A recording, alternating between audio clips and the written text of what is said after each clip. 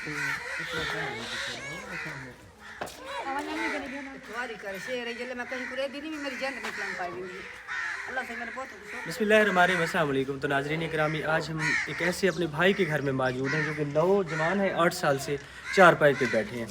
ये इनकी साथ में वालदा बैठी है, छोटे छोटे इनके बच्चे हैं, ये साथ में इनकी बीवी है। यहाँ कमाने वाला यही था, तो ये जो है ना चारपाई पे बैठ के, इनकी जो वालदा है, इनकी जो बीवी है, ये जो है ना काम करती हैं, उसमें कुछ ना कुछ लेके अपने बच्चों का और इसके इलाज के लिए कुछ ना ले आती हैं, तो ये गुजारा कर रहे हैं। अगर हो सके इनके इलाज के लिए कुछ ना कुछ कर दें, ताकि अपने पैरों पे जब खड़ा होगा, ये मजदूरी करेगा, तो इनकी वालदा साहबा और इनकी जो बीवी है, इनके लिए कोई परेशानी नहीं होगी, ये लोगों की जाके मजदूरी नहीं करेंगे।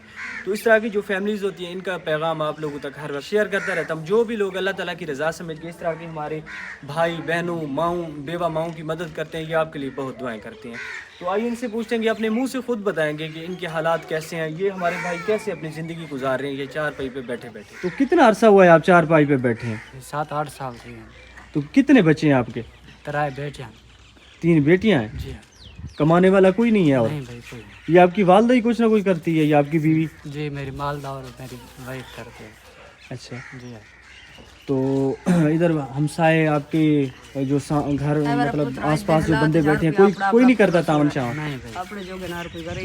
ये आपकी वालदा है? जी मेरी वालदा साहब है। तो हाजी साहब ये देखें, ये इतनी इनकी रिपोर्ट्स हैं, इन्होंने काफ़ी जगह दवाई ली है, जितनी इनके पास गुंजाइश थी इन लोगों ने इनका इलाज कराया है। अब इनके पास ना ही गुंजाइश बची है, ना इस भाई के इलाज के लिए ये कहीं गए हैं।